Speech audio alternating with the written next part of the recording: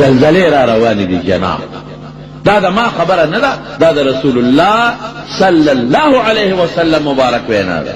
حضور پاک فرمایي چې د قیامت په نښو کې یو نښه ده د تکثر الزلازل، زلزلې به زیاتې شي. او قرآن شریف دا آیت چې مې وی بعضې علما وی دا خو د قیامت دروازې هغه زلزله ده چې د قیامت په میدان کې به یو زلزله راشي. یو مثال الله ورکوي، یا بعضې خلک چې هغې د ماشوم لتي ورکولو وخت کې مړه دي، یا کمې ښځې چې هغه په حمل کې مړه دي، وي په دغه حالت کې به دوی الله جمدي کوي او د زلزلې سره به دا قصه کېږي. لیکن بعضې علما وی چې نه، هم سختر وزده. نبی کریم صلی اللہ علیہ وسلم فرمائی کہ رب العالمین آدم علیہ السلام تب آواز کی، اے آدم راشا دا اور لخکر جدا کا، اور دا چکم لخکر دی ربوی آدم علیہ السلام تدا جدا کا. حضرت آدم علیہ السلام برپیگی اللہ دا اور لخکر سمر دے سے جدا کم، وے دا ہرو زرونا یو کم زر جدا کا اور دا. یو روایت کے داسې راځي، په بل روایت کې راځي چې په هرو لسو زرو کې یو جنت ته جدا کو دا، یو کم لس زره دوزخ ته جدا کا. اوهو صحابه په جړا شو، صحابه په جړا شو چې دا یو پکې بچ کېږي چې دا بلا څوک کی.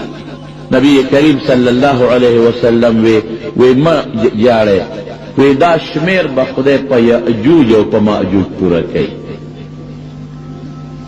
هغې کې به دا شمیر الله پورا کوي. او په مخکې قومونو کې زموږ نه مخکې کم خلک کافران تیر شوی دی، په هغوی به دا شمیر پورا کوي.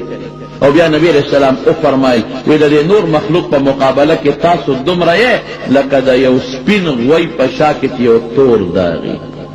ډېر لوی مخلوق د ستاسو نه علاوه دا شمیر به خدای په هغې باندې پوره کوي. نو صحابه بیا څه ناڅه خوشحاله شو. هغه به هم زلزله راځي، غرض به راځي. او دې وخت کې بعضې علما وایي چې د دې آیت نه د قیامت نه مخکې زلزله مراده ده. ځکه قیامت چې راځي د قیامت زلزله کې وي نه مراده، ځکه د قیامت چې کوم وخت کې راځي نو هغه وخت کې به ماشوم ني، خلک به ټول بالغان. هغه وخت کې به د ښځې په ګېډه باندې بچي ني، ښځې به ټولې شنډې شوې وي، ماشومان به نه کېږي. او چې څومره خلک دي دا به بالغان، د قیامت د راتلو وخت کې به نابالغه ني، ټول به بالغان وي. دا د قیامت نه مخکې را خطرناکه زلزله ده. او یو حدیث پاک کې راځي، الله دې مونږ وساتي، وی دغه زلزله چې کله راشي که نه دا زلزله، نو وی د ښار دا خلک به دې بانډو ته منډې کړي، ځنګلونو ته به منډې کړي، او د ځنګل درندګان به ښارونو ته را منډې کړي. دا چې څومره زمري دي او دا څومره شرمخان دي او دا څومره اتیان دي، دی به په ځان نه پوهېږي، دی به ښارونو ته را منډې کړي. ګډې چیلې او څاروي شرمخان به یو ځای سرېږي. اوهو دا څه شو، په یاد په ځان به نه پوهېږي. او د حاملې ښځې نه بچی غورځېږه، او چې پی ورکوي بچی لاندې غورځوه، یو شور به، یو منډه به، یو غوبل به. تمارونو دا د خدای طاقت دی، د خدای قدرت دی. الله ته دا ټول مخلوق داسې دی، داسې لکه ما او تا ته میږي نه هم زیاته، ما او تا په میږي دونه طاقت نشته او دونه قدرت نشته چې میږي په دې لاس کې پروت دي. په دې دونه طاقت زموږ نشته لکه څومره چې خدای په دې ټول مخلوق طاقت لري. یو آن سره، یو ټک سره چې فیصله وکړي.